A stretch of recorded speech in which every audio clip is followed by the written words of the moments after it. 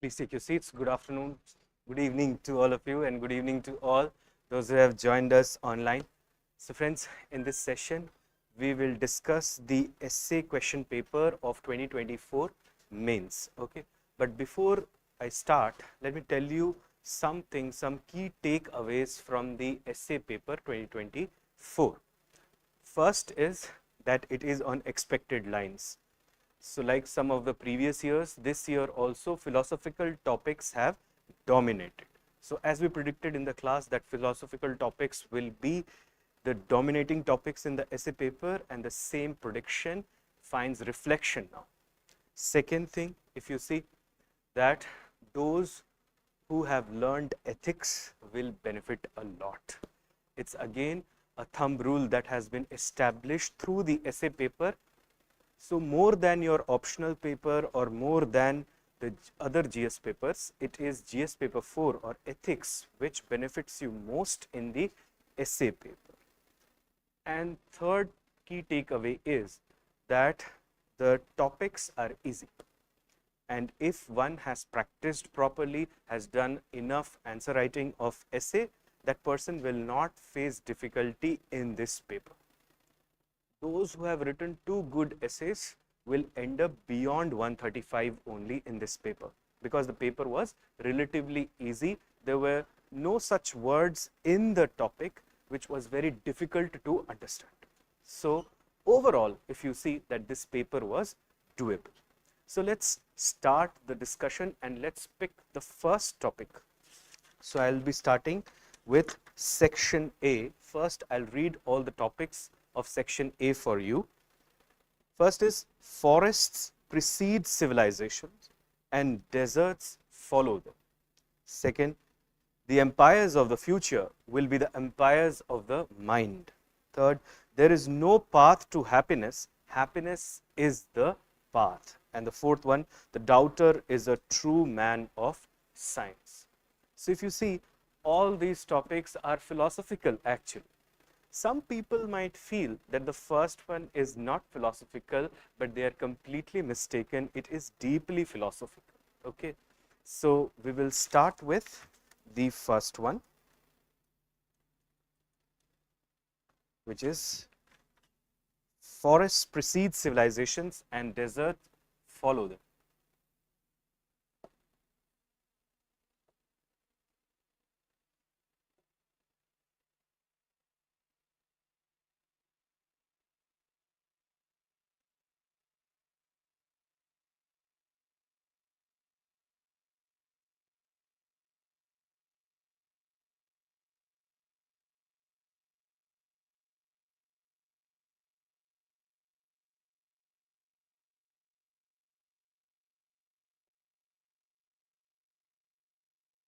Here I'll be just discussing the structure of the essay, okay, and I'll just give you some hints regarding this essay, and obviously using that hint you can always develop your own framework for the essay.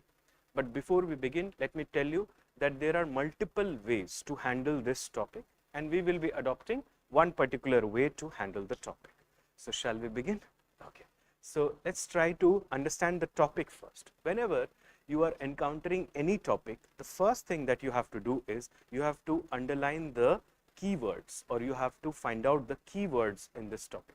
So in this topic, there are 3 important keywords. First is forests, second is civilizations, third is desert. Everything else is a kind of connection between these 3 words. So if you understand the meaning of these 3 words, then essay writing would be relatively easy. Now keep this in mind, that to an untrained mind, it would look like this, that initially there are forests and the forest patch is cleared, then a civilization is established, the civilization starts exploiting the environment, and then what happens is there is barrenness that prevails thereafter. So this would be a very simplistic derivation of the topic. It would be a simple kind of understanding of the topic, but when you are writing the civil services main examination, you cannot have such simple generalized understanding of the topic. you have to find out the philosophical interpolation in the topic, how philosophy is intertwined with the topic. That has to be your quest. So let's try to understand the nature of forests, civilization, and deserts. If you can do that, you'll be able to handle this essay. This was a relatively easy topic and one of the most scoring out of the four. So let's try to understand what forest signifies. What can we associate with forests? With forests, we associate abundance. With forests, we associate untapped resources. With forests, we associate potential. So these kind of ideas could be associated with forests. Forests are place of abundance, untapped resources, potential, and they are also the grounds of possibilities. So that is the understanding of the term forest, philosophical. Okay. Then civilization. What does civilization means? Civilization indicates growth. It indicates prosperity.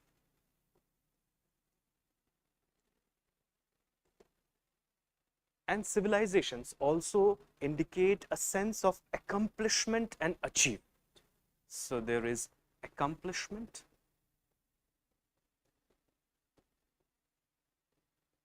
and achievement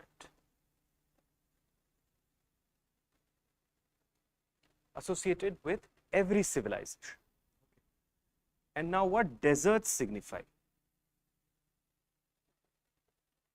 Deserts signify a kind of decay or fall or barrenness. So once you are clear with these three words, then you can always relate them and you can create an essay. Now look here, these are actually stages of evolution. So everything starts with a possibility and then it flourishes, attains maturity, and thereafter it decays. And if we can embrace these stages of evolution, we will be able to evolve. So these things could be associated obviously with the natural environment,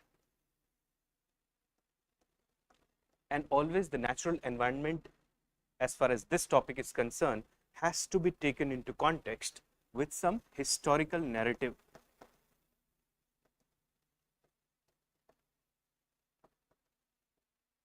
Like say for example, think of the Mesopotamian civilization or think of the Indus Valley civilization. All these civilizations, they flourished in regions where there were abundance, there were possibilities, there were untapped resources. So the Mesopotamian civilization flourished in the green lands that lie between the Euphrates and the Tigris. Okay. Similarly, the Indus Valley civilization is also the gift of the river Indus and its tributaries. So however these civilizations or whatever these civilizations were and however they prospered, they all started with some kind of untapped resources or potential. So first dimension of this topic could be this one, and most of the people will limit themselves to this, okay, that civilizations start in a natural environment, like say for example the Indus Valley civilization started on a natural landscape, then prospered, they developed a good culture of their own, attained maturity, but then they mishandled the natural environment, and that's how one of the theories claimed that Indus Valley civilization came to an end due to the vagaries of the river Indus, and that was nothing but the consequence of the unbridled exploitation of the natural environment by the Indus people. So this is one of the narrative. Okay, so you can always build such kind of narratives. This would open up one dimension for this topic. Let's try to understand if there is any other dimension of this as well. Think of this as individual career journeys. When you first go to school, first day of school or first day of entering into any educational institution, that day is a day of possibility. You are enthused with lot of inspiration. You want to make big in life. So that is the forest phase of your life. Then comes where you start accomplishing something and you grow. Maybe you get a degree or you get a job or something like that. So that is where you can say this is the civilizational phase of your own personal journey.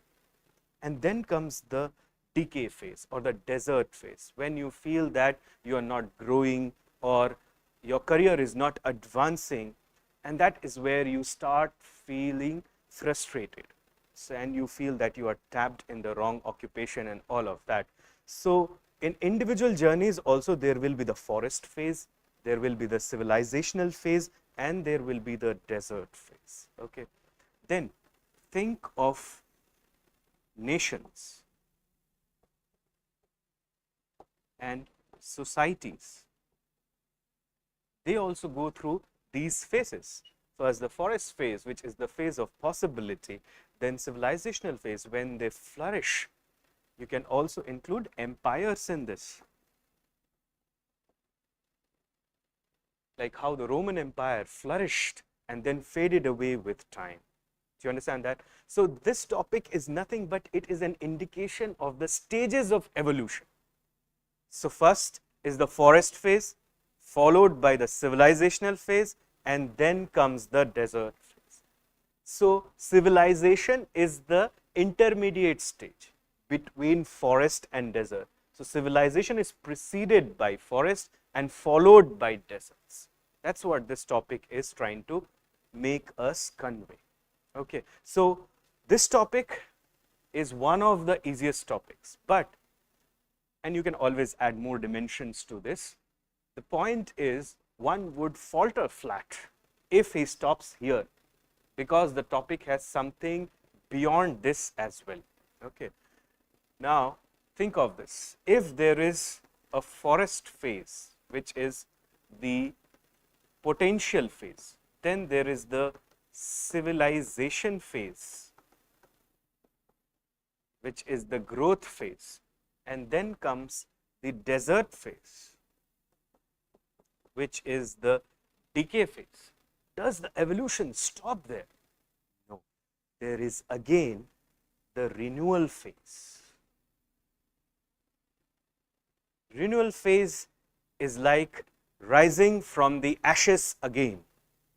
Do you understand that? Like say for example, think of your individual career journey. Suppose you feel that you are trapped now in a wrong occupation or you are not growing in a certain work environment. What do? You accumulate skills.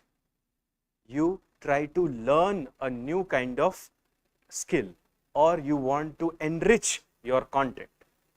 You do the hard work, you walk the extra mile, you improve yourself, and that's how there is a new forest phase after that. Do you understand that?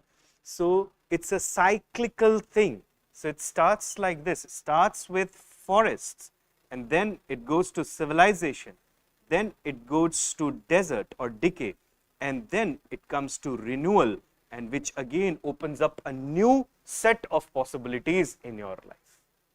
That can happen with nations also. Like say for example, once India was a natural habitat, okay, but then with the help of the culture that we developed over this geographic section, we achieved civilizational feat. But thereafter you see there was spate of invasions, and we also fall prey to colonial rule. But then we came out of that yoke of colonialism, and today we are again starting our renewal journey. So now a new set of possibilities has been opened up before India. So it's like the phoenix.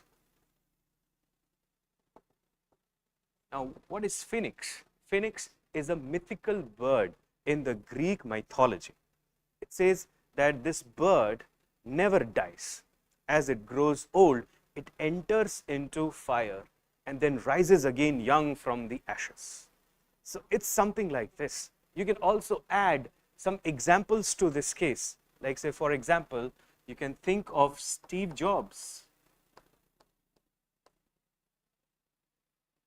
That when he entered university or when he was growing up, he thought that he will make it big in life, but soon found out that university education is not meant for him, decided to drop out, then wandered in wilderness, and then found his real calling and built up the Apple computers. Also, you can think, if you relate it to these phases, forest phase is when Jobs and Wozniak are working in that garage.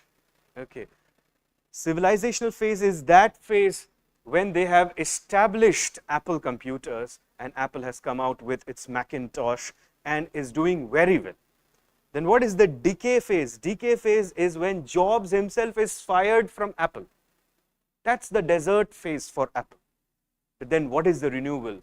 When Jobs is recalled as the CEO of the company one more time and Apple comes up with all the latest products and gadgets and becomes #1 technological or electronics company in the world. Today, it is valued as the #1 electronics brand in the entire world. So, this is the topic. And you can always think of several civilizations: Mesopotamian civilization, Indus Valley civilization, Egyptian civilization. You can keep on adding civilizations. But if you just think that this topic was talking about clearing forest, building cities, and how then cities decay, that would be a, say, lesser understanding of this deeper topic. So are you clear with this one?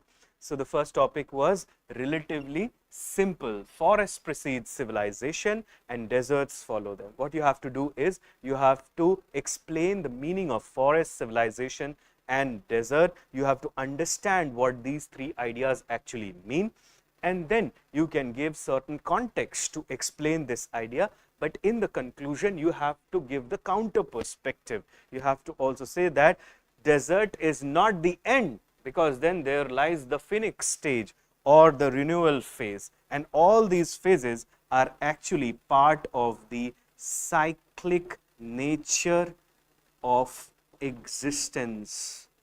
Now, this could be individual existence, this could be societal existence, nation's existence, company's existence. You can keep on adding dimensions, as many as you want to. Okay? So, relatively simple and easy to do. Are you all clear with this one? So, let's pick the second one in the queue. So, it says that the empires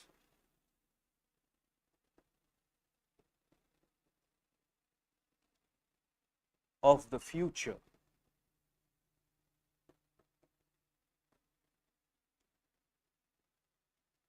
will be the empires of the mind.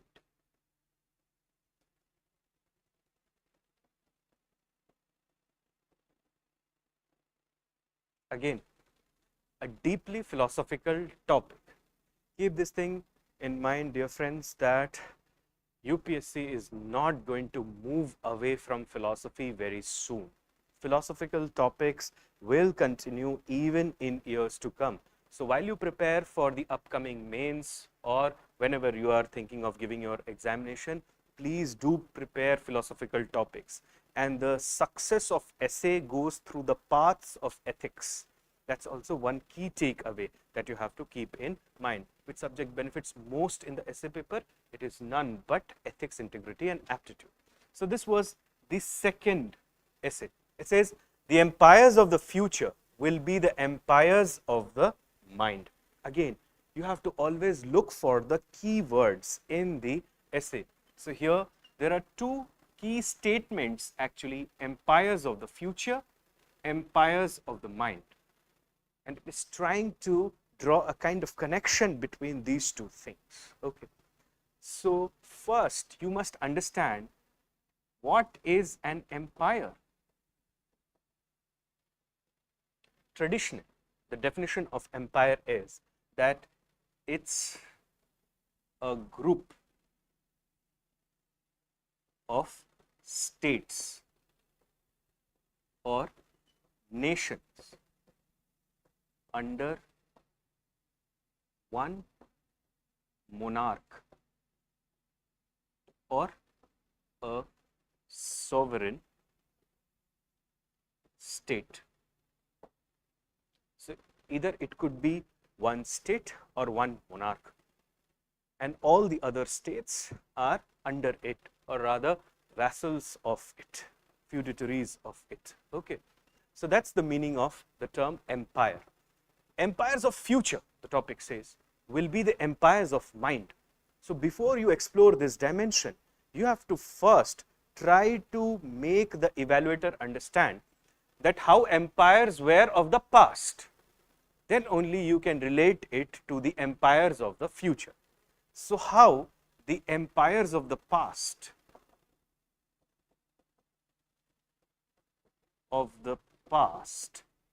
were created. What were the tools? The tools were majorly war, conquest, mostly military conquest,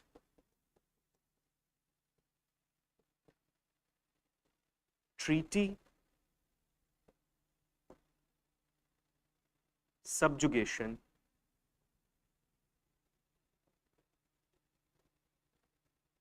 so these were the methods mostly that were employed in the past to create empires. And you can also add to this one more thing, consolidation. Consolidation comes from that concept where one state grows at the cost of the neighboring states, or a foreign power enters into one particular land and then adds territories to its existing geographical space and carves out a niche, geographical niche first, and then an empire within that foreign country. Like say for example, the British consolidation in India was a piecemeal conquest. Okay. So this is how empires of the past were built, and you can give examples also for this. First, the Roman Empire, and you can talk about it also in detail. Then think about the British Empire,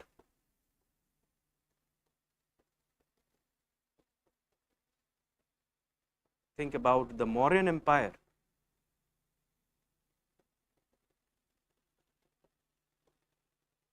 and then the Gupta Empire,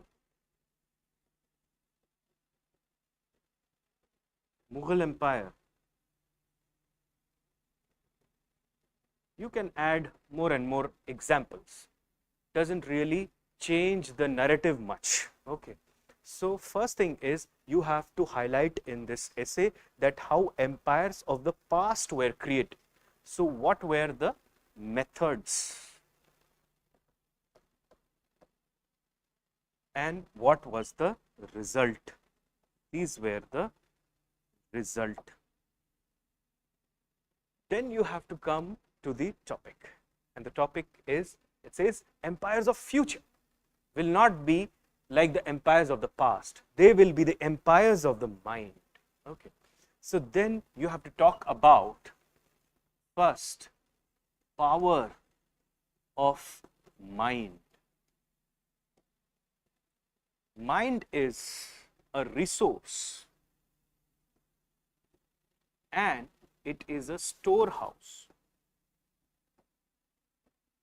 Through the mind, you can imagine, you can generate ideas, you can come up with innovation. So one who would be able to imagine, and imagination here means a kind of vision for future.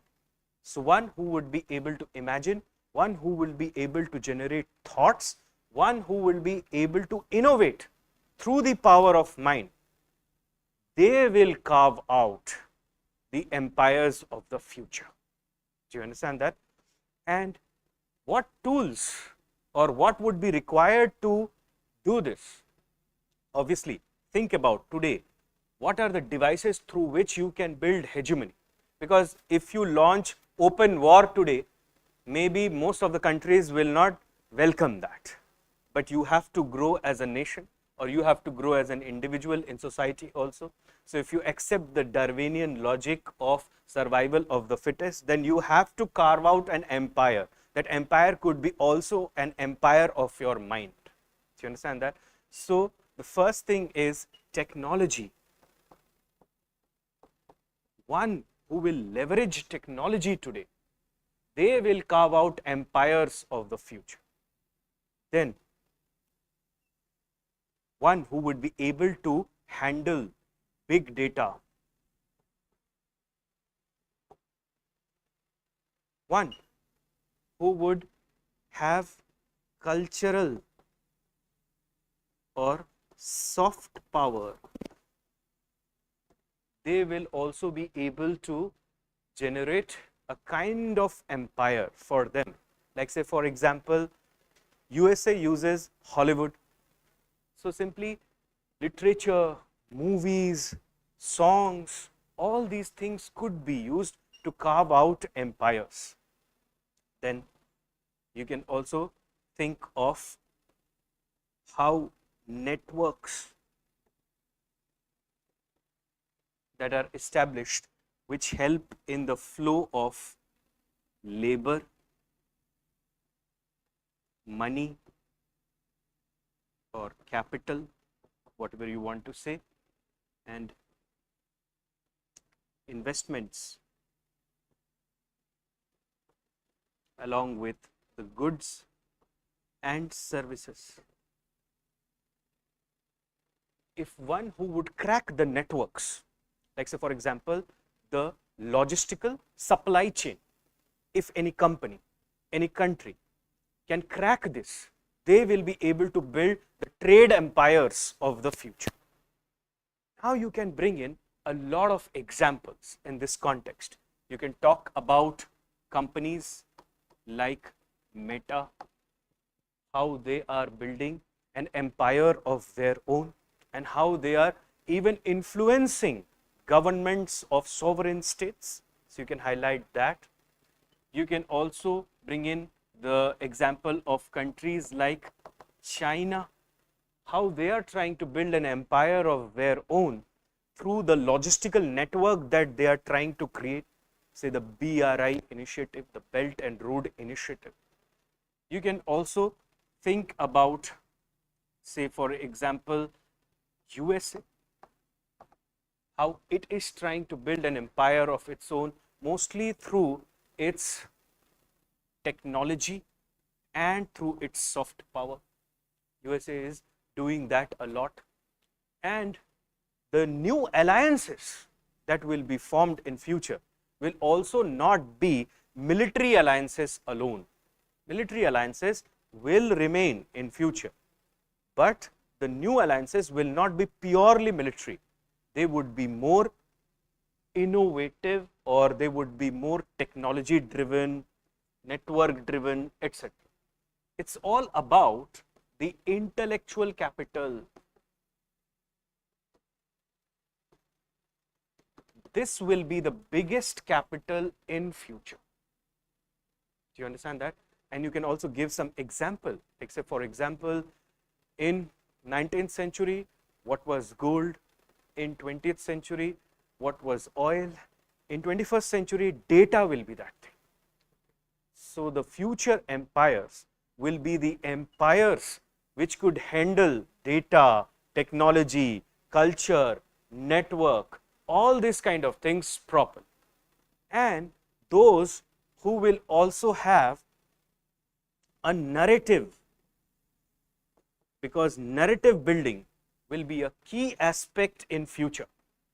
As the world gets interconnected, as people connect more through the social media and through other mediums, and we become a global citizen, or the world becomes a global village, those who can build successful narratives for their own, they will be able to carve out the empires of future. Do you understand that? So future empires will not be only the empires which could be created through military conquest, through consolidation, through subjugation, all of that, like how the Roman, the British, the Mauryan, the Gupta, the Mughal empire was created. That will not be the way how future empires would be. तो यहाँ तक तो आपने topic को justify कर दिया. Now, before you conclude, you have to also highlight the counter narrative to the topic. So, empires of the future, as we are saying, will be dependent upon the mind, or mostly they would flow from intellectual capital. We must also think about some harsh realities which will remain in future. Like, say, for example, geopolitics is here to stay. Nobody can take away the importance of geography in political narrative building, and also in political relations and in political interactions at the international level. And when geopolitics remains, then military power or hard power will also remain a reality. Do you understand that? So you may build the future powers with the help, future empires, with the help of the power of your mind. But to protect that completely, you have to have some kind of hard power also with you, side by side. Do you get it? And here you can bring in scholars like Kautilya, and you can tell how the state should manage soft power as well as hard power side by side to build a strong nation. Do you get it? And that's how this topic could have been handled. Again, a simple topic, and if you have done enough essay writing practice, then this was not very difficult to understand. Is this framework clear to all of you? Okay. So let's then move to the third one.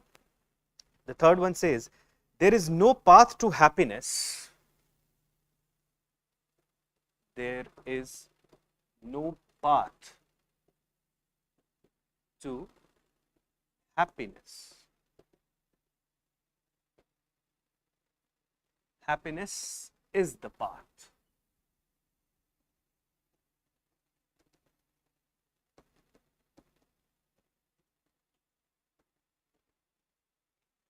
So it says that happiness is not the end.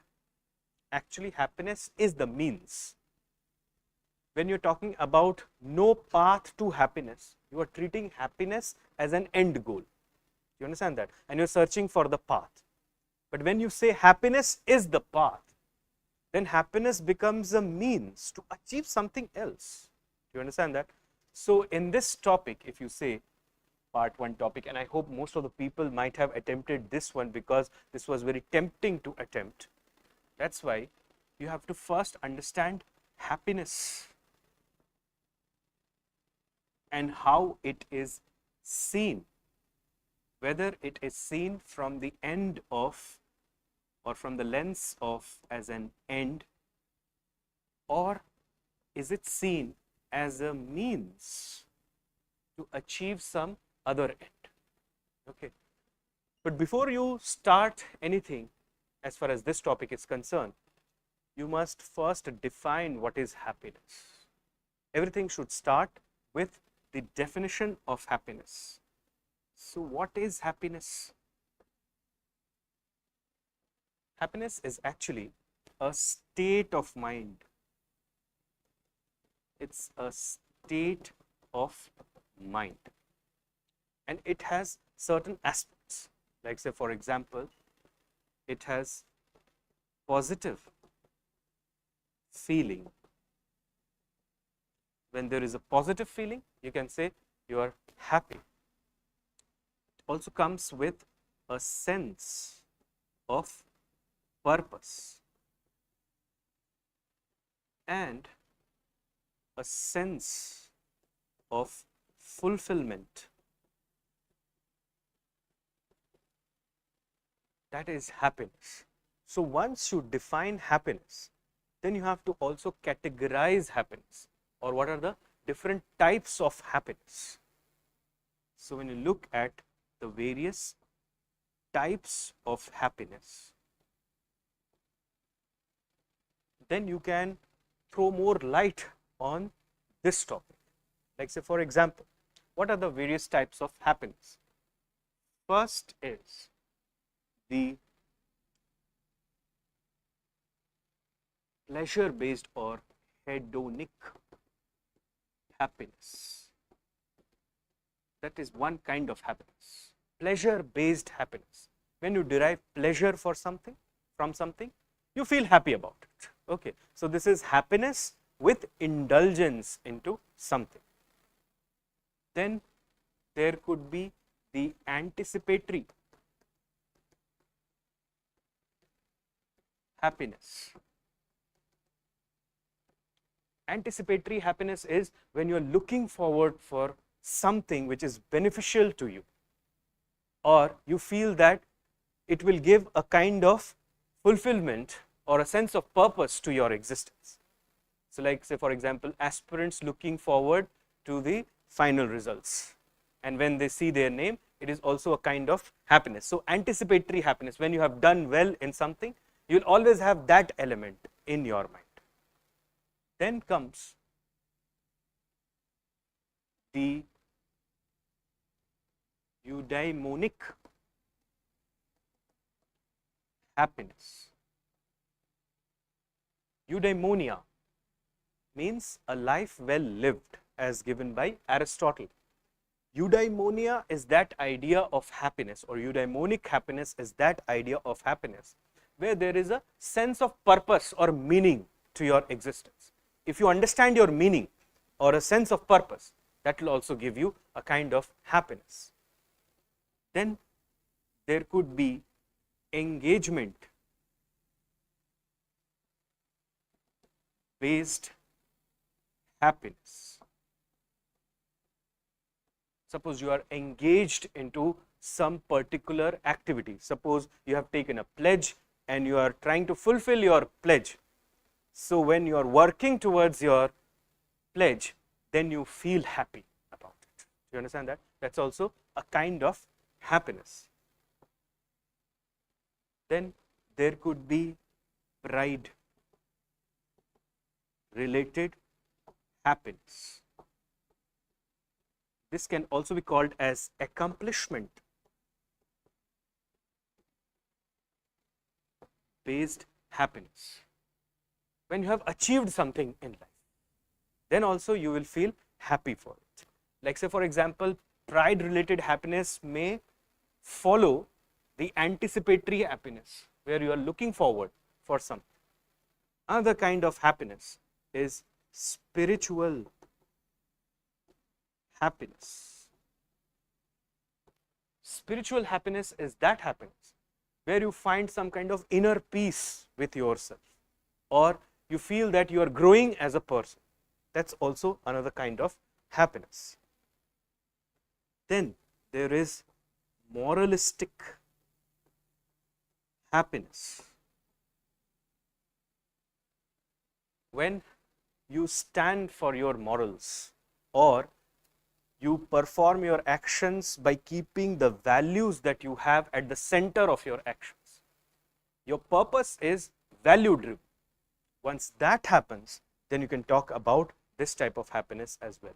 7 dimensions of happiness would be enough for the essay, and most of them are mentioned in the Mandukya Upanishad.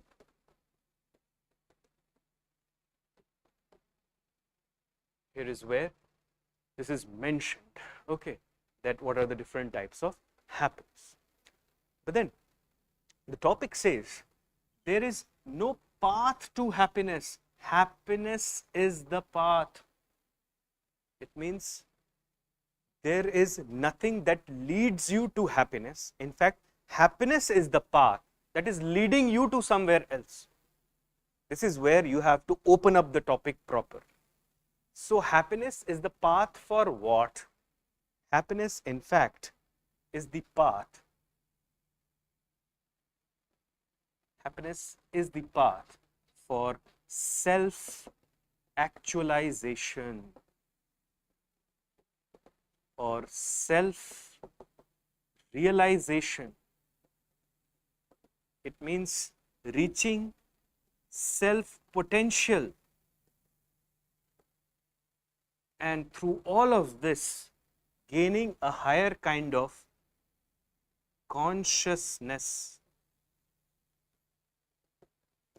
Once you have this, a higher degree of awareness, consciousness, and you understand that you are not doing something to be happy. In fact, you have to be happy because you are trying to reach to some loftier idea, which lies even beyond generic happiness that is found. Like say, for example, if you stop here itself, hedonic happiness, pleasure-based happiness, maybe in the short run you will feel good about it, but in the long run you will be frustrated with it.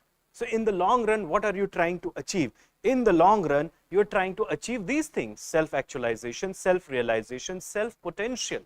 You want to live up to your potential. Do you understand that?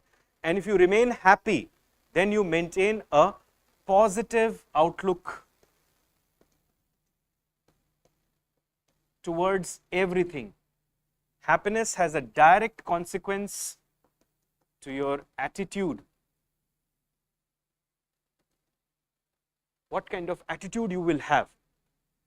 It also has a bearing on your mind, whether you will have an inclusive mindset or you will have an exploitative mindset. People who are not happy or people who are filled with hate, say for example, end up exploiting others, people as well as resources. Okay.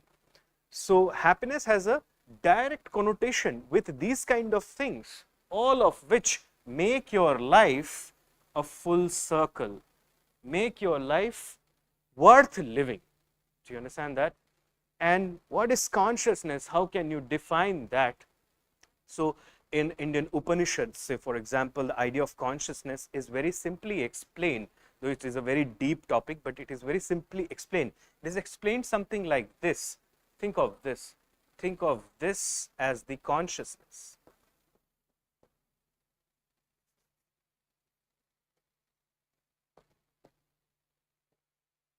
This as the consciousness, this as your mind, and suppose this is your body. Now your consciousness flows through the mind and it touches the body. Obviously, if you go by the logic of modern science, you will not be able to explain consciousness, because modern science will find the basis of consciousness in the biological existence. But Indian Upanishads define it properly like this. So by looking at this, you understand few things. First is that consciousness is independent of your body and mind. It is independent of body and mind. Second, consciousness illuminates the mind and body. It illuminates the mind and the body. Third, it is not limited by mind or body.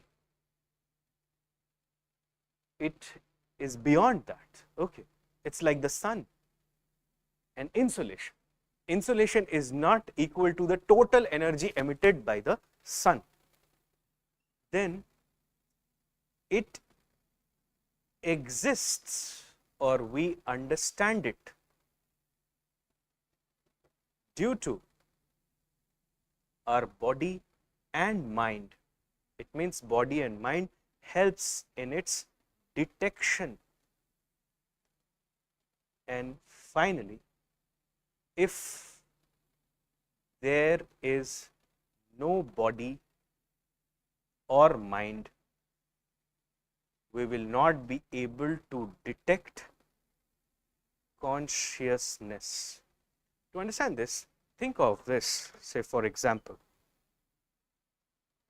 think of this. Imagine this light as consciousness, and imagine my hand to be the mind and body. Okay, so let's now test all these things. This light exists independent of the body and mind.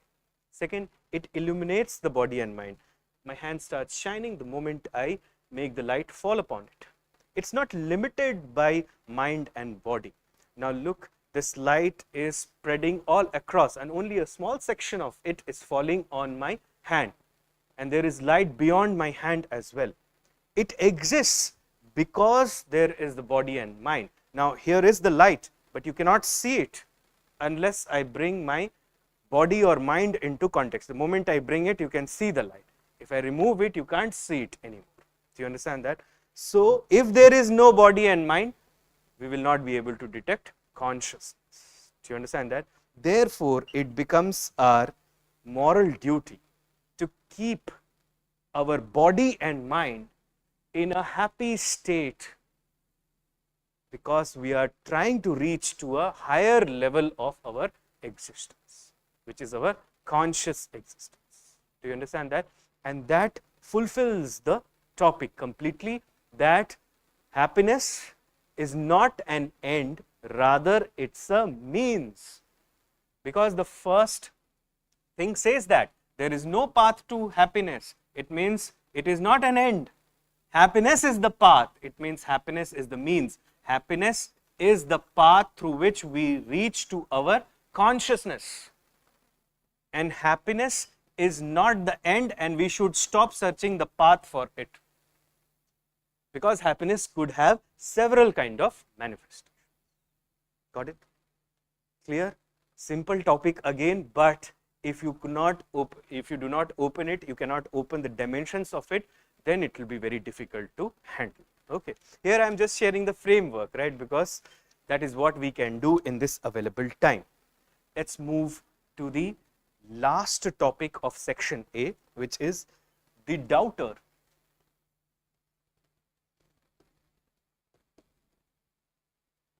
Is a true man of science.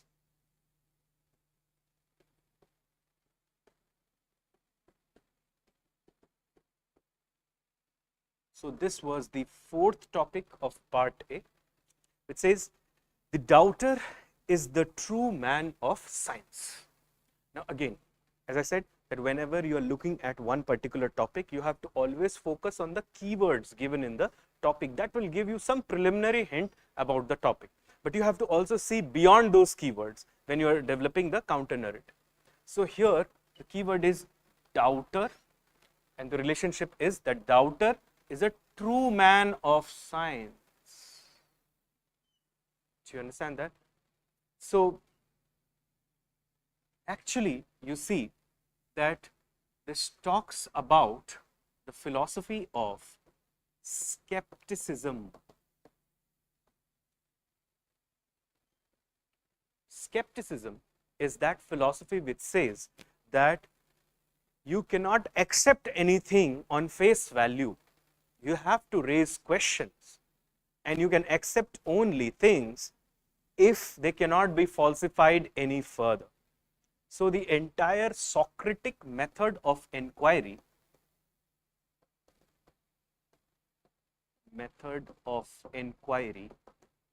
जो हमने class में भी एक बार किया था, Tirthankar, is based on the idea of skepticism. Socrates used to do this. He would keep on asking questions, and he would continuously review the answers given to those questions, and he will challenge those answers with new questions, and he will keep on doing that till such time that an answer is got which remains very difficult to challenge or remains almost irrefutable. Socrates would say that is near to truth, but not truth itself, because Socrates had already claimed that The only thing he knows is that he knows nothing. And that's why the skeptic school is the school which has given birth to modern scientific inquiry. Okay. So the topic says, doubter is a true man of science. Now, what is the meaning of the term doubter here?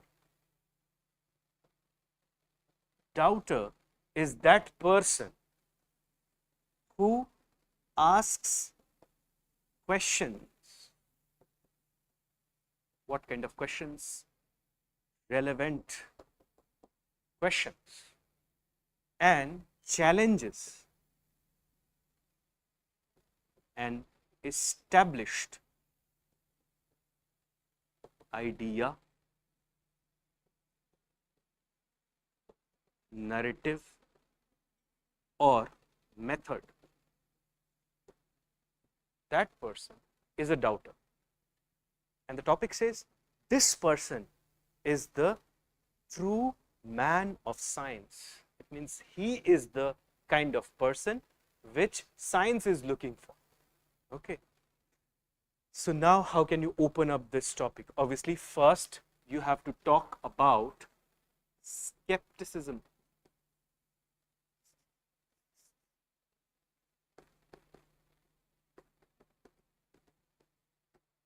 You have to talk about that how this philosophy evolved with the period of time or over a period of time.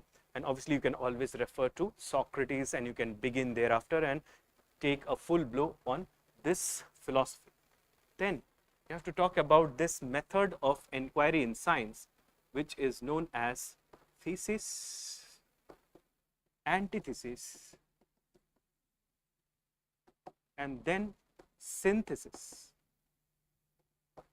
So every scientific inquiry begins with a thesis, then it is challenged, that's the antithesis, and then both are combined maybe and a synthetic view is obtained, that is synthesis. Like say for example, Alfred Wegener said that continents are moving or drifting, but then it was refuted. Then came the plate tectonics, which agreed the idea in principle, but said that the reason is not valid what Wegener was advancing. Okay. So this is just a crude example of thesis, antithesis, and synthesis. Then you have to talk about Thomas Kuhn's nature of development of science. Now Thomas Kuhn says what? That everything begins with random ideas. There will be large number of theories and large number of theorists, each having their own version. And this is the non-paradigmatic phase of science. Paradigm is that thing which says that for a certain time, this will be the established method of inquiry. Like say for example, now we have accepted the paradigm of an expanding universe. So whatever inquiry you are doing, whatever scientific literature you are writing or reading, you are writing or reading or doing the inquiry with the thought in mind that universe is expanding. Now if there is a new narrative or a new paradigm or a new idea which comes into existence which says that universe is actually contracting, all the literature, all the inquiry, all the writing makes no sense altogether. So in each phase of human history, a certain kind of thought has dominated the human mind, that is the paradigm phase. But before the paradigm is established, like say for example, Darwin established a paradigm which is evolution of species. Before that, everybody thought that man has not evolved out of any other kind of species but was created one fine day by an almighty creator. So that idea was broken by Charles Darwin through his Origin of Species. So the Origin of Species, it started a new kind of paradigm. Okay. So this is the pre-paradigmatic phase, which is the phase of random ideas, says Thomas Kuhn, the American historian, says everything begins like this. Then there is a paradigm. And this all happens because people keep on doubting. the existing thing. Okay. The paradigm is that when an established idea is accepted by most of the people. Okay.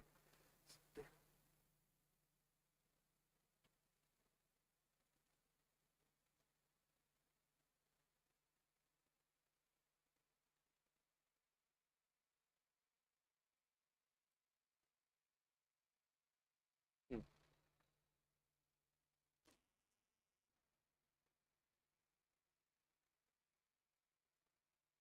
Okay. So look here, this is what I was saying, that everything starts with random ideas, and random ideas are followed by a paradigm. Paradigm is that phase when an established theory is accepted by most of the people. Okay. And this paradigm phase is also known as the phase of science. So we cannot reach to the phase of science unless we start doubting everything that is being thrown. We test it continuously, and the testing could be through logic, reason, or even through empirical verification. It could be by any way. But then we reach to a paradigm. But then the paradigm is also doubted after some time. People start doubting the paradigm also. Do you get it? It means people start asking questions to the established theory. And this is the crisis phase in the evolution of sciences. And if this crisis is resolved, then we return to the paradigm. Otherwise, there is a revolution. And this revolution takes us to a new paradigm. It means a new set of ideas, theories, etc., which is now accepted by most of the people. So all sciences, they progress like this, from random ideas to paradigm. Then there is a crisis. If it is resolved, then we return to the paradigm. If it is unresolved, then there is a revolution in that discipline and a new paradigm is accepted. And you can understand that none of this could happen unless there is a person or an institution or a group of people, scientific community by large, doubting the established thing. Do you get it? Then we can also talk about the entire logical positivism or logical positivist movement of Auguste Comte, the French philosopher Auguste Comte. He says that there are two ways. One is empiricism and the second one is rational thinking, or sometimes also known as critical rationalism. So either you gain knowledge through your senses, through empirical verification, or you gain knowledge through your reason, through your logic. Do you understand that? Like say for example, think of this, that suppose you see something, suppose you see a kind of brick, then you would apply your logic and you would feel that this was once mud and then it was baked and now it is turned into a brick. You have not seen the entire process, but you are just applying your logic. So that is another way of gaining knowledge. And unless you doubt something, you will not be able to understand it. Like suppose somebody says that this brick dropped from the sky, then you have to doubt it, right? And how can you doubt it? You can doubt it by the tools of empiricism, it means your senses, and by the tool of rational thinking. Then you can give some examples for this topic. Like say for example, first Galileo, Copernicus, Kepler, they all doubted what? They doubted the geocentric approach. The geocentric approach says that the earth is at the center of the universe. Do you understand that? Then think of Einstein, he doubted Newton's classical concepts on calculus and gravity. Einstein says that there exists a space-time matrix, and any body which has mass creates a kind of curve in that matrix. Think of this. Suppose you have a sheet and you drop an iron ball over it, it would be like this. Can you understand that? Now if you drop a small ball in the sheet anywhere, it will keep on encircling the bigger ball. Do you understand that? That's how the entire space-time matrix, says Einstein, has been curved. And this is the reason for gravity, and not what Newton is explaining, the masses and the square of distance between the two bodies and all of that. So this is also another new idea that has been established. Then think about Charles Darwin. Charles Darwin also doubted that man came into existence one fine day, and the result was the evolution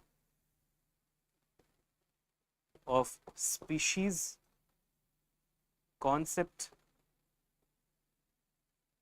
So Charles Darwin, through his Origin of Species, gave us this understanding that how species, modern Homo sapiens sapiens, have evolved out of the earlier species. So this is also a kind of understanding that flew out of the purpose of doubt. So this is how you can handle this topic. The doubter is a true man of science. What does this say? It says that it is that person who will flourish in science, one who will keep on doubting and challenging every idea. Do you get it? So it opens up the skepticism school of philosophy, thesis, antithesis, synthesis concept, Thomas Kuhn's nature of development of sciences, and then logical positivism of Auguste Comte. You can highlight all of that, and then you can give some examples like Galileo, Copernicus, Kepler, Einstein, Charles Darwin, and can keep on adding. In social sciences also, like say for example, think of this, Martin Luther King Jr. doubted the narrative that there is racial superiority or racial supremacy. He doubted that.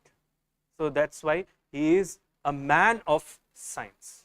You understand that? Because he used his reason and logic, and rationally doesn't make any sense that how two people can be different just on the basis of the color of their skin. But then before you close this essay, you have to also focus on the counter perspective. The doubter is a true man of science. So one who keeps on doubting is a man of science.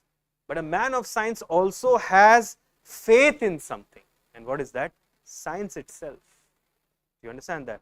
So keep doubting everything, but don't doubt that science cannot give you an explanation of it. That will help you embark on the journey of scientific temper. You understand that? Which is also a fundamental duty under the Constitution. So in the last topic, as we discussed, that we were completely talking about a kind of a philosophical existence, we were talking about conscience, etc. And in the next essay, you see how UPSC balances it by giving a scientific topic. Do you understand that? But the point is, both these essays were in the same part. Otherwise, they could have been a great combination. So all the 4 essays in part A were relatively easy and could have been handled. The only thing is you need a lot of practice and wide reading. Okay, कोई भी अगर ये बोले कि थोड़ा सा पढ़ लो इधर उधर से और हो जाएगा ऐसे, it will not happen. You have to practice. The point is that we did that practice in the classes, and all those who have written, they have benefited. Now let's move to section B. So section B, first topic is obviously a topic which is inspired from the Gen Z. And what is that topic? It says social media. Social media is triggering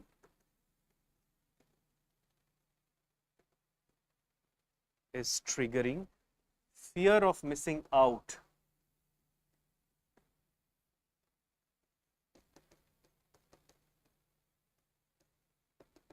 Fear of missing out amongst the youth.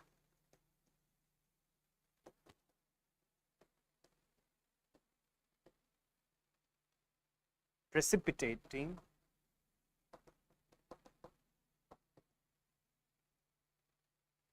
depression and loneliness. So this is topic number 1, part B of the 2024 essay question paper, Civil Services Mains.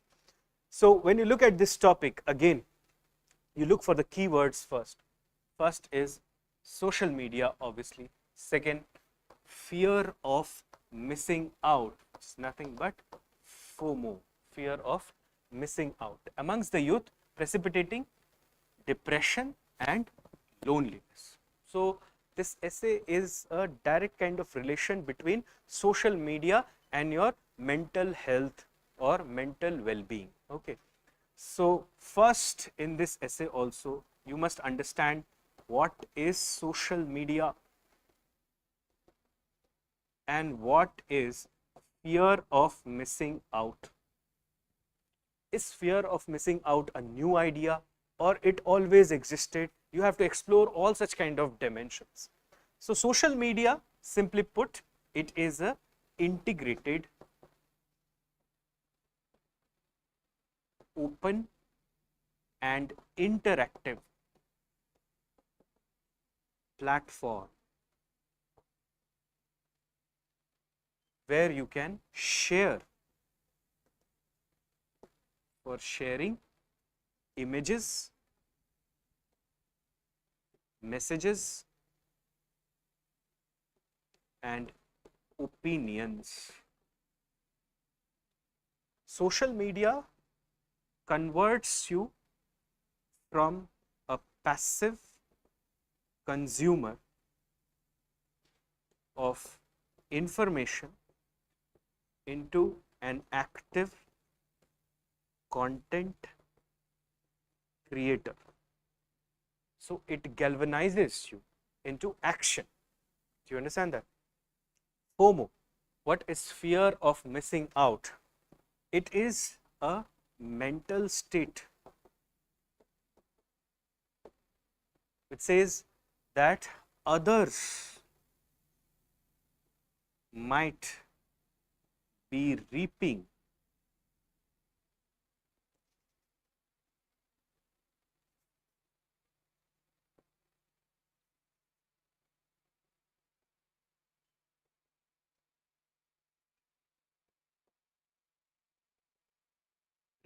the rewards. Others might be reaping the rewards while you are being left out. It creates a kind of exclusion, or it creates a kind of feeling that you are being excluded from any idea, discussion, benefit, gathering or possibility. That is fear of missing out. Okay. Fear of missing out, is that a new idea? Well, no, it always existed. And in the traditional societies, it means olden societies or even societies which existed prior to the existence of social media, this was reflected in the form of social gatherings where suppose somebody is not invited, and cultural events. That's why people face a kind of mental challenge when they felt that something might be going on and they are not part of it. So now let's come to the topic. Topic says social media is triggering. It means social media is exacerbating. It is adding more fuel to what? This feeling of fear of missing out, FOMO feeling. Okay, and amongst whom? Amongst the youth. It means the young people, and that is pushing the youth into depression and loneliness. Well, depression is very difficult to define, but simply put, depression is also a state of mind where you feel that nothing is working for you, or you feel that it is very difficult to come out of that situation. You feel as if you are being pushed against a wall and there is no way to go. Loneliness is when you do not find any support system that surrounds you, or when you feel that you have been isolated by everybody by design or by circumstances or by your own doing. It could be a combination of several factors. So depression and loneliness are the outcome of social media for the youth, because social media is pushing the youth into that. Now, how is that possible? Yes, it is possible if you look at how social media is being used nowadays. Social media is often used to exude a cooked up and falsely curated lifestyle. By looking at the pictures, looking at the videos, and looking at all those things, some people might feel that others are having a very good lifestyle and they are always happy. Reality could be completely different, because pictures are edited, videos are edited, do you understand that? And only that part is pushed forward which is very happy looking. Maybe in the inside there could be other factors that are hampering. Second, academic achievements and professional accomplishments. People are often boasting their academic achievements or professional accomplishments, which make those who have not achieved that, especially say for example somebody posting pictures after getting selected into the civil services examination, others who have minorly missed the final list, maybe they'll feel very bad about it, or all this kind of things, right? So academic achievements and professional accomplishment, when people keep on boasting that, that also pushes the consumer into some kind of depression or loneliness. Then think of economic and social success. When people post videos, images, or write messages related to their economic or material success and their prestige in the society, mostly flowing due to their material success. Suppose somebody coming into a Lamborghini, entering into a mansion, going into a jacuzzi, you see all of that and you get like maybe a kind of why I am not living that life. So it creates a kind of FOMO, that I am missing out something very important in life. Then also lifestyle that is being projected, like say for example holidays or offshore vacations, all of that create a kind of uneasiness among several people, okay, that maybe they are missing out on all these things. Then there is also misperception that social media creates. Misperception like people feel that if there are no likes, they are not liked. Do you understand that? So likes is getting equated with being liked. That is also one factor. And this often gives birth to digital bullying, which is manifested in several ways. One of the ways is trolling or hate messages or threats, something like that. This also kind of creates a selfie-ish lifestyle. So it's not selfish but selfish lifestyle, and that also hurts the individual, because every time you have to post that perfect picture and there is no room for imperfection. So what is the way out? But before we come to that, is social media only a bane or is it also a boon? It's definitely a boon, right? Because it has given voice to the voiceless, face to the faceless. That's a big boon of social media. So there are certain advantages also of social media. One is it has created networks which has helped both learning and businesses. Helped both.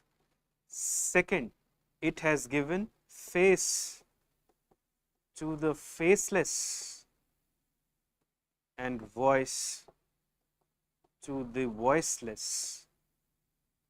It means it has created a kind of inclusive environment. Social media has also broken the monopoly of the few and the postulation of final truths. Final truths means they cannot be refuted.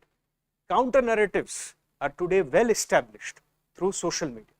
Social media has also been a tool of mobilization.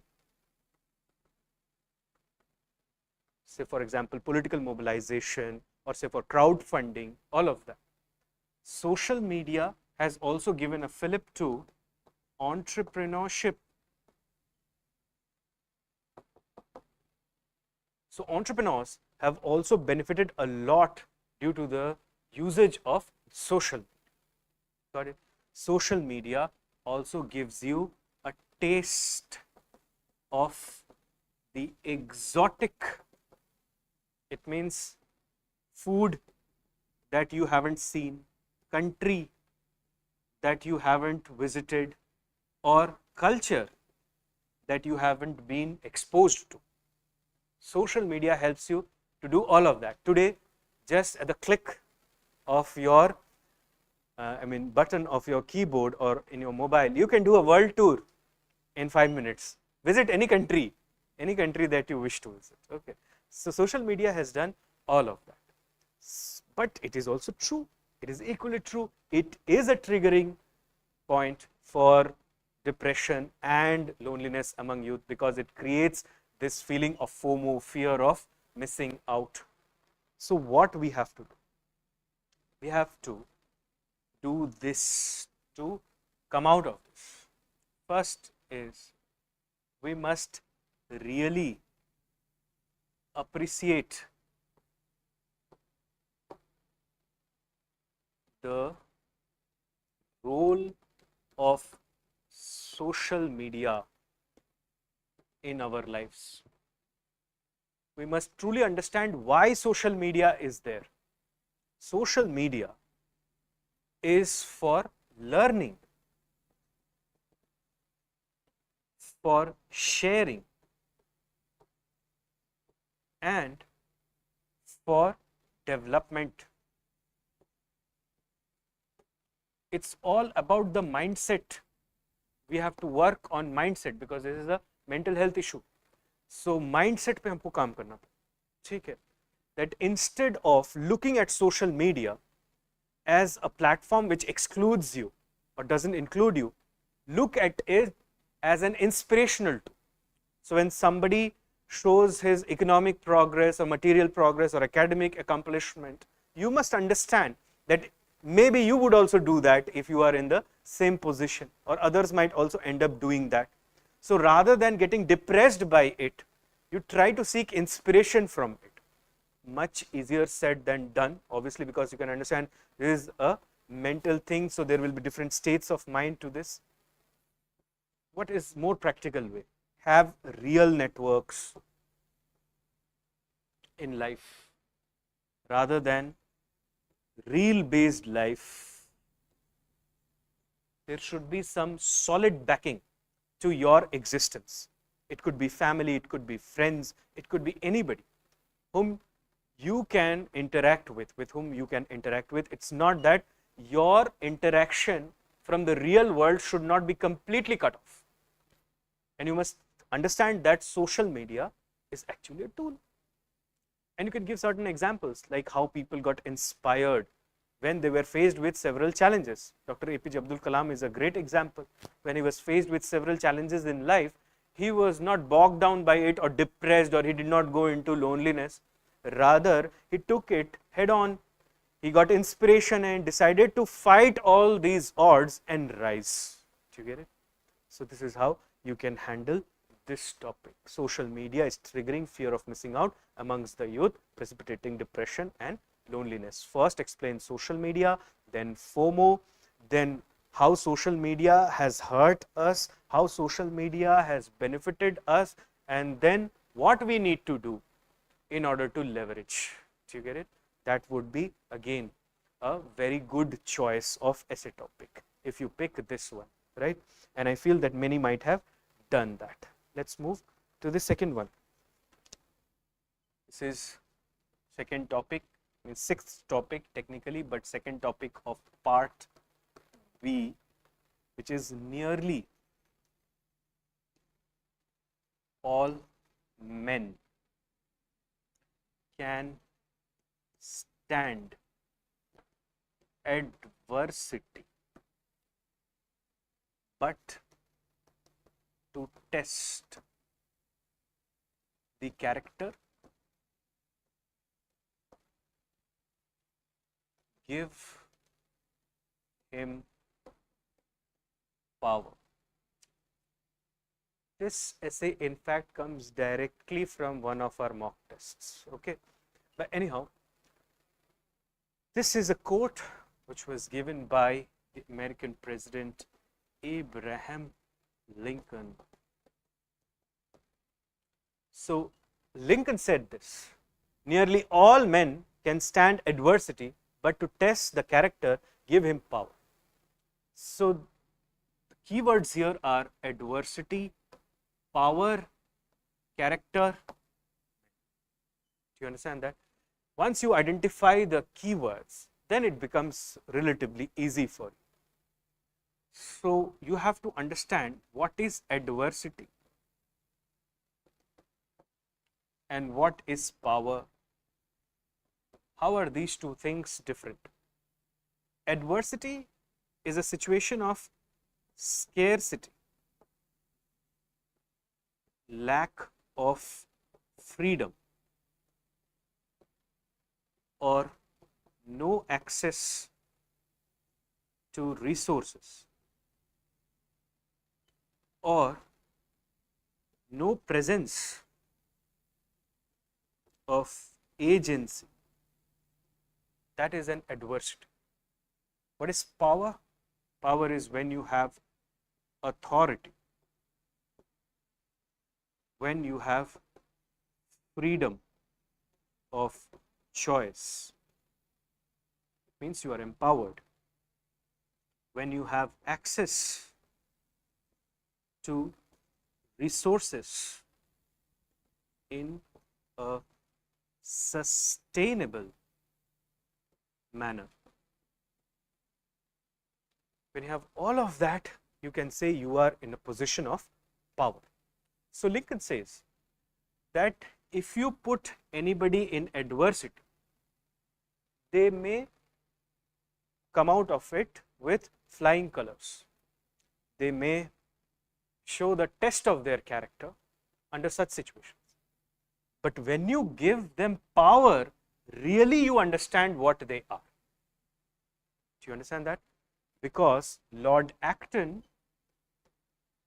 the British historian, said that power corrupts and absolute power corrupts absolutely.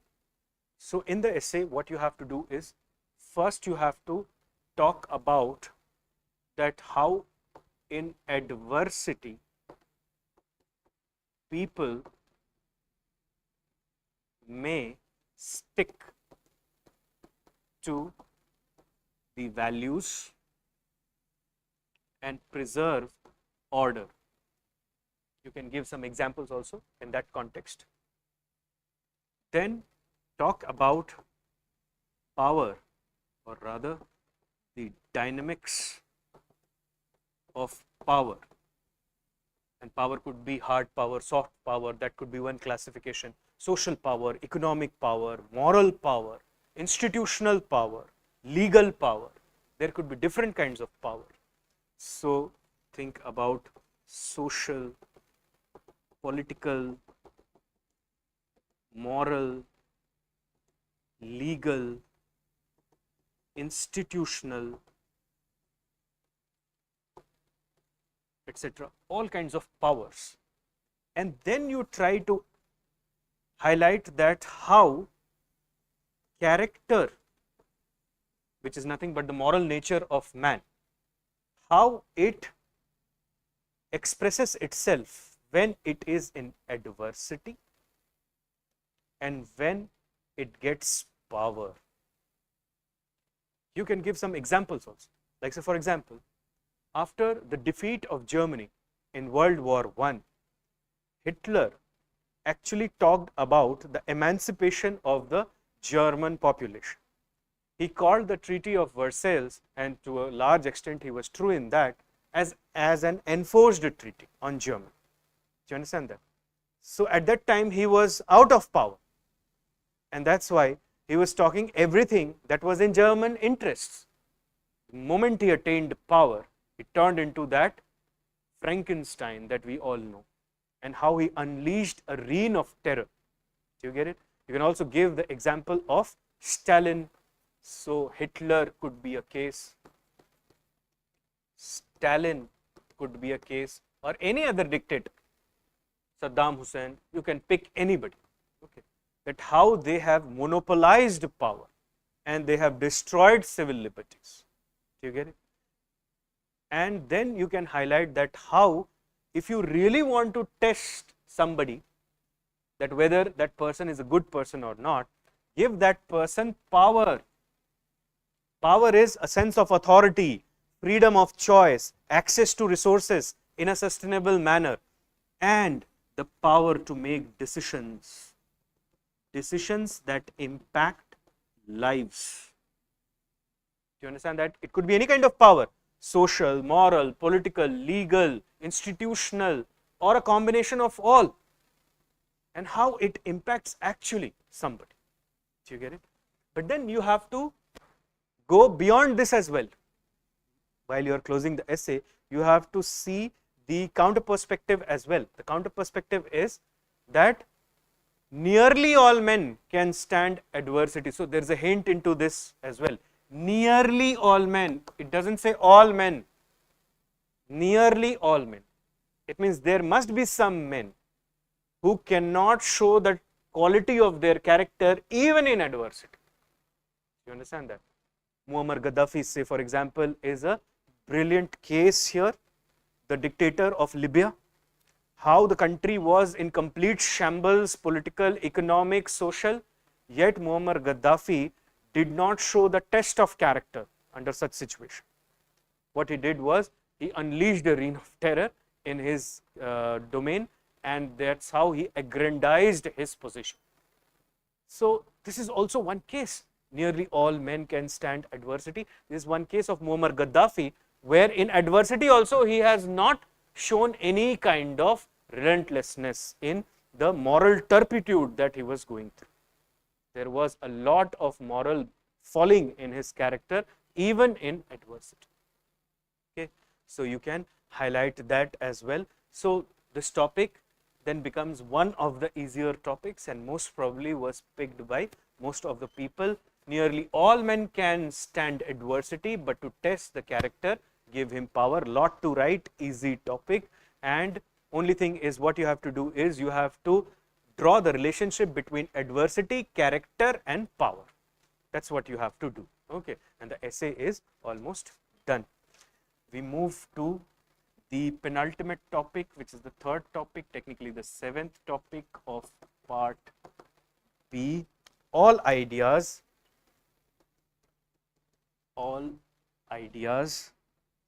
having large consequences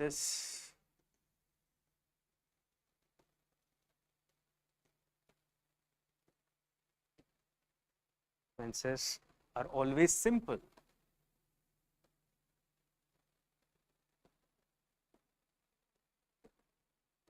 All ideas having large consequences are often simple, are always simple. This is what the topic says. Okay. So again, you have to focus on the keyword, and the keyword here is ideas, large consequences, simple, always simple. So ideas that have shaped the world are mostly simple ideas. Do you get it? So you have to think about this, like say for example, what is an idea? First you have to highlight that. Idea is actually a thought. Idea is a thought that suggests a solution or encourages an action. That is an idea. Okay. So all ideas having large consequences, it means those ideas which have impacted greatly are always very simple to understand. Do you get it? This is the topic. It means in simplicity lies the best ideas. So in fact, if you look at the philosophical backing of this, it comes from this basic idea that those things which are simple and does not warrant a lot of assumptions, does not require a lot of assumptions, are often the best solutions. So this is by William of Ockham. The English philosopher and the jurist. He came up with this. He was also a theologian. Says that those things which are simple and does not warrant a lot of assumptions are often the best solutions. So this topic is drawn from that understanding. All ideas having large consequences are always simple. While you are writing the essay, one good thing that you have to do is always keep on looking at the topic. Never leave the topic. Reread the topic as if you are writing it afresh. In the middle also, en route, you have to keep on looking at the topic. That's how you improve your writing. So let us take some examples to justify this statement. Think of this, that a simple idea was taken by the American revolutionaries. It was a very simple idea. What was the simple idea? No taxation without representation. Simple idea.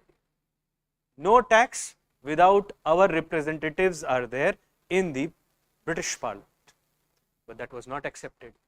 What was the result? The consequence was a new nation being born.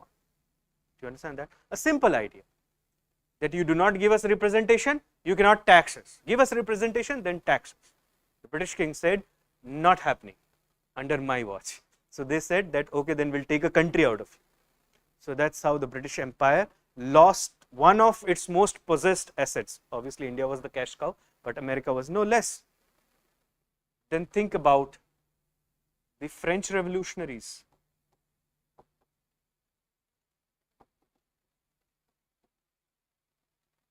French revolutionaries also came up with a simple idea that we will build a society which would be fair and equitable and characterized by liberty, equality, and fraternity. And the state and religion will be kept apart. A secular state would be established.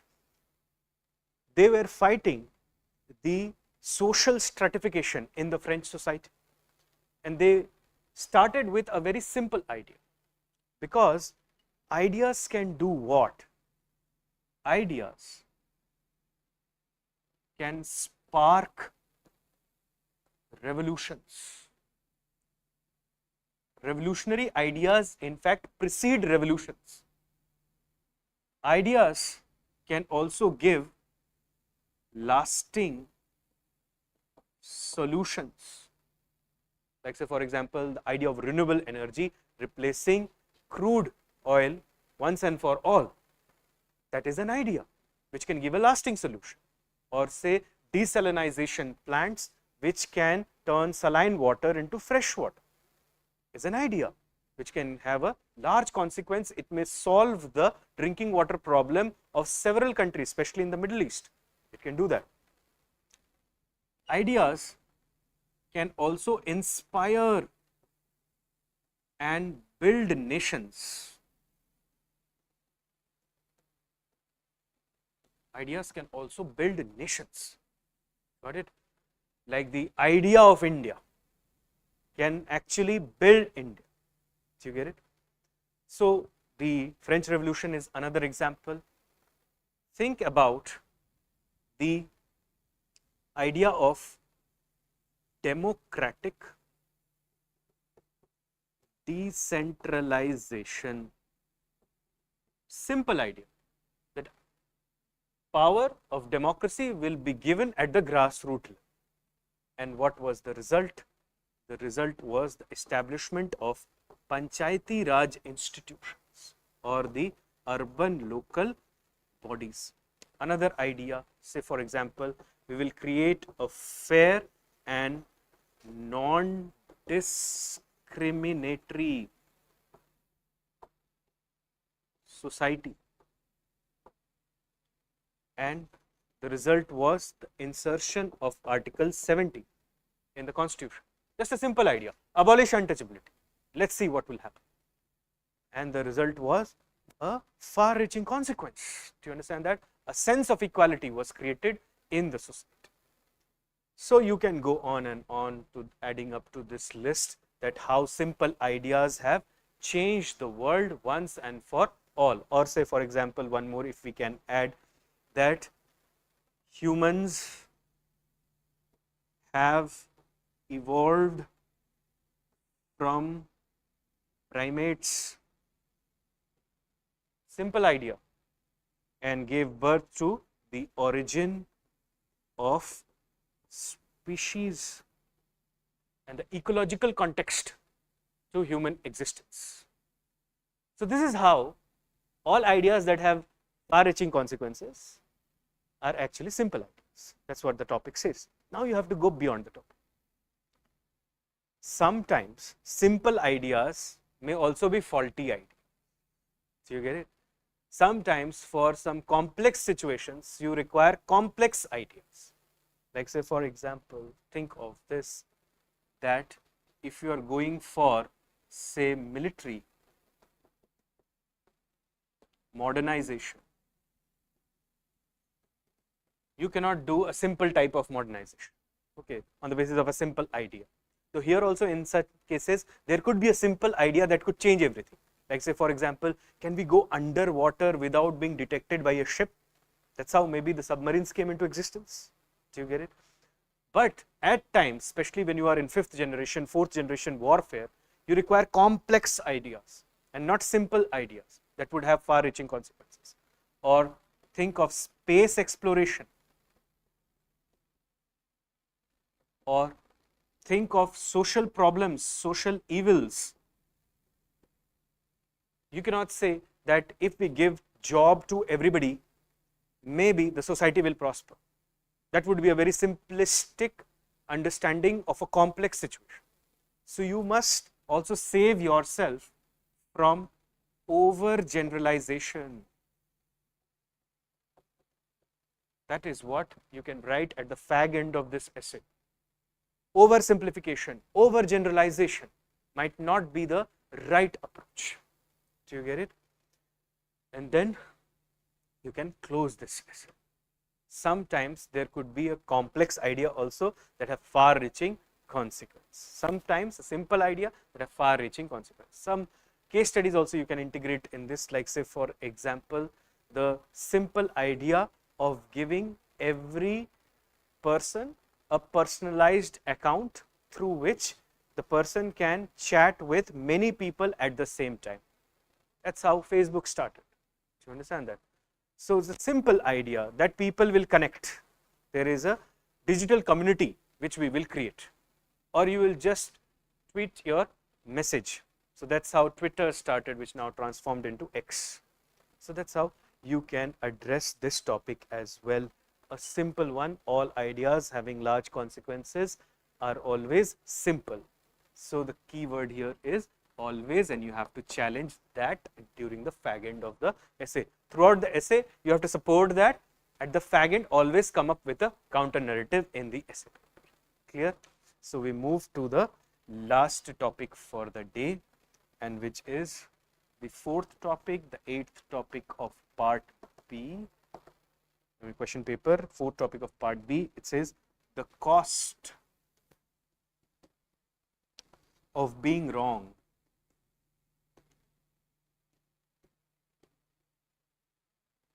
is less than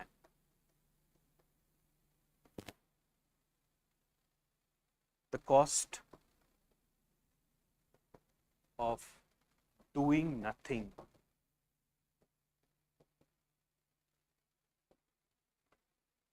So again, a beautiful topic. It says the cost of being wrong is less than the cost of doing nothing. So it simply puts two ideas into contest. One is cost of being wrong, second cost of doing nothing. So on one hand you have cost of being wrong. What would happen if you are wrong? Second, cost of doing nothing. Okay. Now cost of doing nothing, it means this is inaction, and cost of being wrong means this is risk. What is more costly, risk or inaction? That's what the topic talks about. You understand that? So you can highlight that if we don't take risks, if there are no risks, there will not be any rewards. And higher the risk, higher is at times the rewards. And when you do something, what do you gain? First is you understand how to tackle a crisis. Even if you go wrong, you understand what I did was not correct. Maybe you don't know what is the right answer, but you come to know what doesn't work. That's also a kind of understanding. It also prevents the opportunity cost. It means there is always an opportunity cost for not doing something. So when you do something, even if you're wrong, you prevent that opportunity cost. You get that? So there is no opportunity cost now that you will be paying. So that's a gain, in fact. So the costs become less in that context. Then you also show the strength of character, because when you would be not willing to take action, especially when the situation would be very challenging or you do not know about the outcome, that is where you will be moving towards inaction. But that is the time where the test of your character is in full glory. By taking a stand, you also highlight your values what values you stand for. And you can give now a many number of examples to this, okay, from Thomas Edison to so many, right, that all those people who have attempted, failed, and how they have learned thereafter. There are only successes and learnings, no failure. So it's all about the mindset. But when you do nothing, what do? You lose all of this. You do not gain the understanding of how to tackle a crisis. You pay the opportunity cost, and you also do not show the strength of your character or the values that you hold. So this is what the essay was mostly simply, and you can keep on adding to this more and more examples to highlight that how people have taken risk, say in the stock market, in business, in education. They have thought differently. Like say for example, Verghese Kurien, how he thought differently, that let's empower the producer and let's create a network. If he would have failed, then nobody would have believed in that kind of an idea thereafter. But due to his preliminary steps, a new era of cooperations and cooperative movements started in this country. Do you get it? So a small step, a baby step that can change everything. And for that, you have to take this into consideration that I may go wrong. Because being wrong is not a sin. That is what you have to understand. There could be genuine mistakes, but sometimes what happens is that if you do something, it means action versus inaction. If you do something and it goes wrong, then also there are some kind of disadvantages. And what is that? Say for example, it would create ripple effects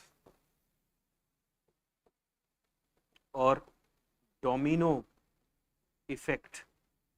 One wrong will lead up to another wrong, and there will be a spate of wrong things, and you will not be able to control it. There will be a chain reaction.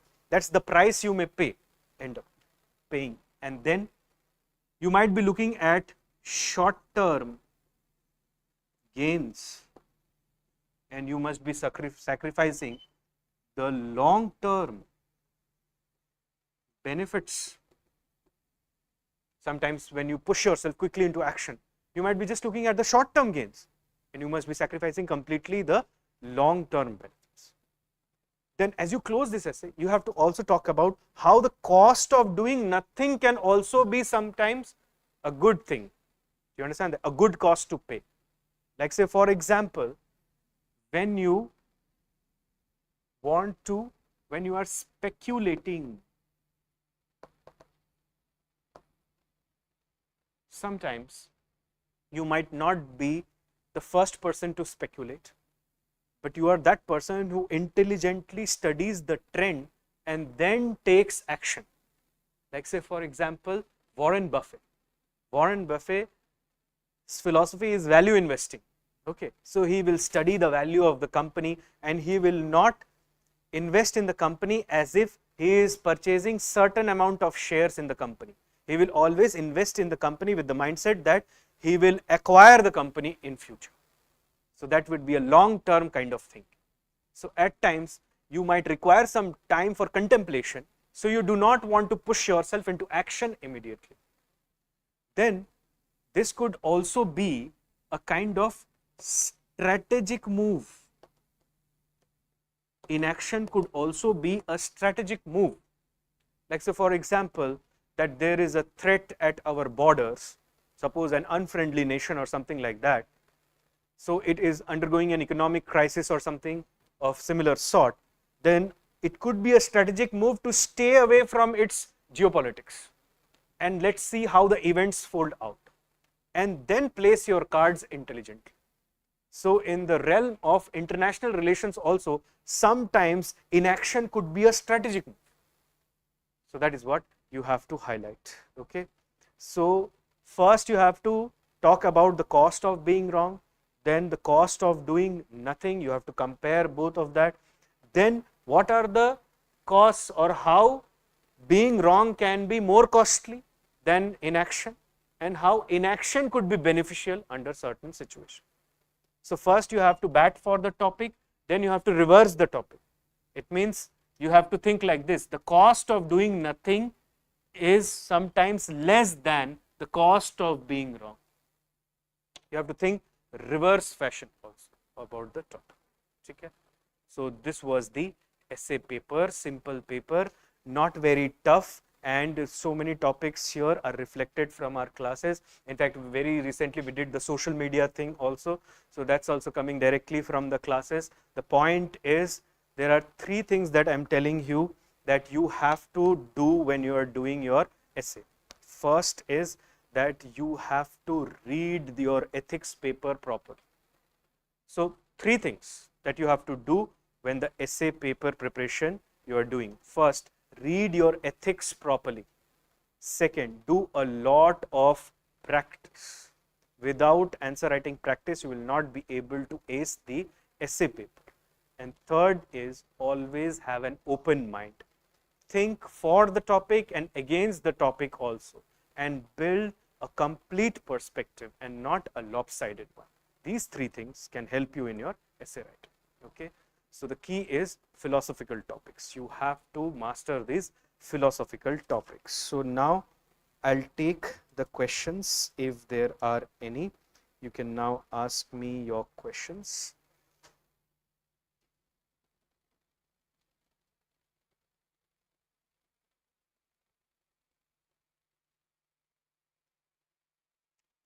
Okay. So see, some of these quotes, if you see, they are given by certain scholars. Like, say, for example, the empires of future will be the empires of the mind. This is by Winston Churchill. You have to keep this thing in mind. Then nearly all men that I have already discussed is by Abraham Lincoln. Then Claude Bernard, Claude-Bernard. Claude Bernard gave this: the doubter is the true man of science, and there is no path to happiness. Happiness is the path, is by Gautam Buddha. Then I think this is what we have here. That's it. That was the essay paper. So if you have any doubts, you can ask if there are any doubts. Okay, yes.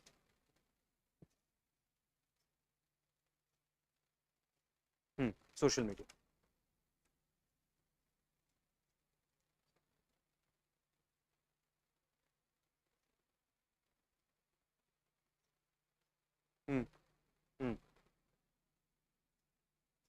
Yes.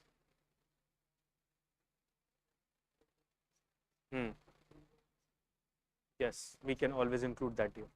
Always include that, because it is like snatching agency from them, the children. Nice point. You can include that.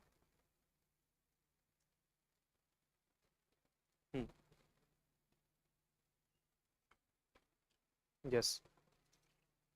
Yes.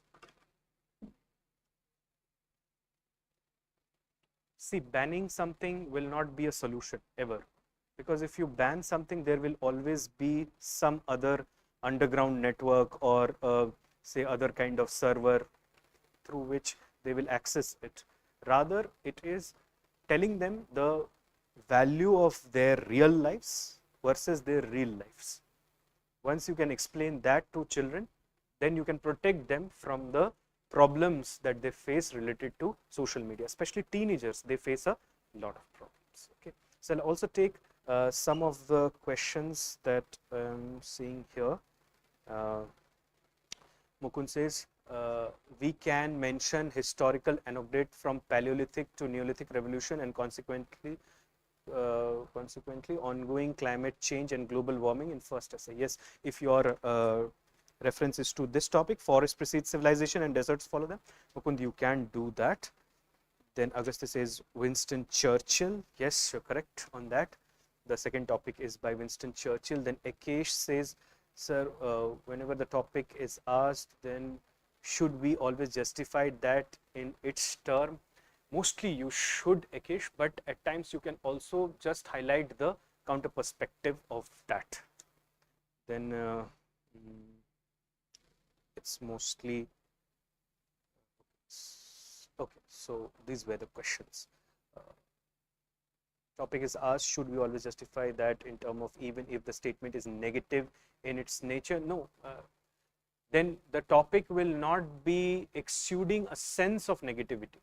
It would be mostly positive, though the statement could be negative, but the essence will be positive always, because optimistic, positive outlook is what UPSC is looking for. Okay, so be, relaxed with respect to that thing there, but definitely you have to understand the essence of the topic and you have to support that essence and then come out with some kind of counter narrative which will help.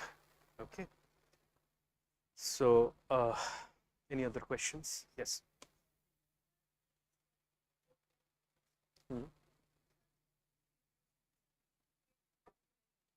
You can do either. You can either introduce the scholar in the introduction or you can go for a late exposure of the scholar in the conclusion. But the idea is if you know it, you must mention. You must mention. Yes, it is slightly negative for India, Winston Churchill, definitely. Because see, Churchill has been a perpetrator as far as India is concerned, and that man pushed India without its consent into World War II. But Churchill has a different kind of image in the West, especially in Britain. He is a hero there. Okay, but here the idea is correct. Okay, like empires of future will be empires of the mind. So this idea is correct, and that's why we can relate it. But hmm,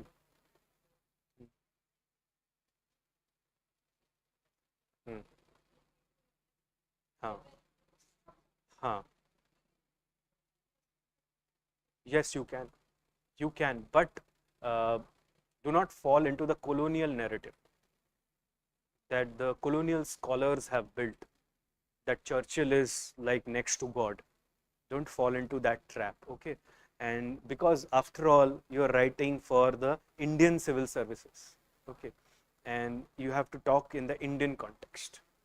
But you are correct on that point here. You can always do that. Yes. Others also. Yes. Yes. Hmm.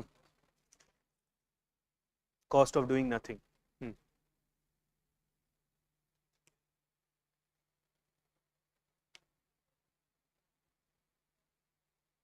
Yes, you can. You can. Yes, this can be added because it is like half satisfaction. So J.S. Mill's statement of better to be Socrates dissatisfied than a fool satisfied, you can always add that. It is only supporting this perspective. Supporting this perspective. So I see Madhu asking a question. Contrast of the statement, how much content should be there? It means the counter narrative, I suppose you are highlighting to that. Not more than say 60 to 80 words, sometimes 100, depends upon the quality of the content that you have produced before that. But generally speaking, 60 to 80 words would be sufficient to highlight the counter perspective, because you don't want the counter perspective to be so strong that would completely ridicule the narrative that you have built so far, because that would be counterproductive, because you are talking about something and suddenly you shift gears, you change your like perspective and completely do a tailspin completely, and that would not benefit you. So just 60 to 80 words, that would be enough, dear. Should there be 70 and 30% of ratio? That would be too much. I would say 85 to 15, that would be sufficient. 70 30 would be too much.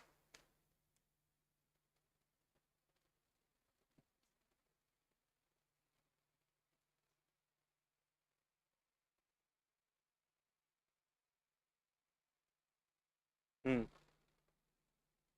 Hmm. Hmm.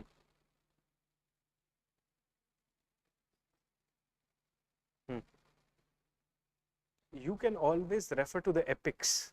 There is no problem in doing that, right? But don't do it in both the essays. Otherwise, you will sound very monotonous. So while you are picking the topics, like say for example, randomly I'm saying that if you have picked this topic, there is no path to happiness, happiness is the path from part 1. Then in the second one, you should not pick a topic which is near to it. You should pick a topic which is slightly away from it. Okay. And also, while you are writing that essay, keep this in mind that the anecdotes should not sound similar. Like suppose in one you have taken a story about Karna, in the other one you have taken a story about say Bhishma. So they sound very similar. Okay. So you have to be very specific while you pick your characters of your anecdote. But definitely it might help. See, essay writing is an open canvas. You can include whatever you want. The only thing is you have to build that narrative proper. That's the point here. So, okay. Is there any other question? So, I think we are good to go then. I hope you have benefited from the session, and this was relatively a simple essay paper like what we have been seeing in the past 2-3 years. The trend continues, it's on predictable lines, and as I said that philosophical topics will dominate. I said that on numerous occasions in the class, and it actually dominated. So if you just see one of the mock tests that happened, if you look at the question paper,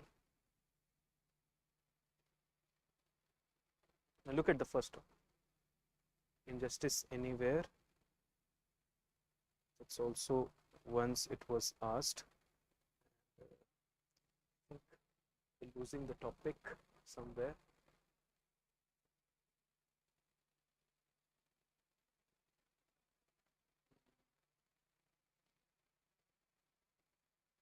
Part A, it's part of section A, right?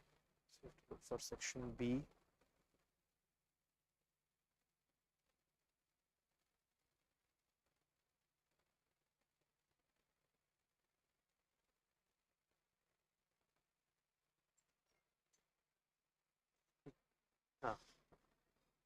Just look for section B.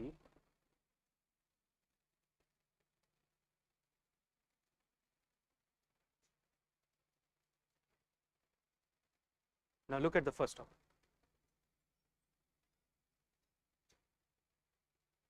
बिल्कुल ऐसा ही आ गया पूरे, है ना, उठ के कुछ भी चेंज नहीं हुआ है. तो if you keep on writing the tests definitely will benefit a lot. ठीक है ना, मतलब एकदम ही आ गया, कुछ बचा ही नहीं. So that was the paper, that was the discussion. Keep reading, and we also await the other papers to be conducted, and let's see that whether we can discuss them or not. Okay. Thank you very much.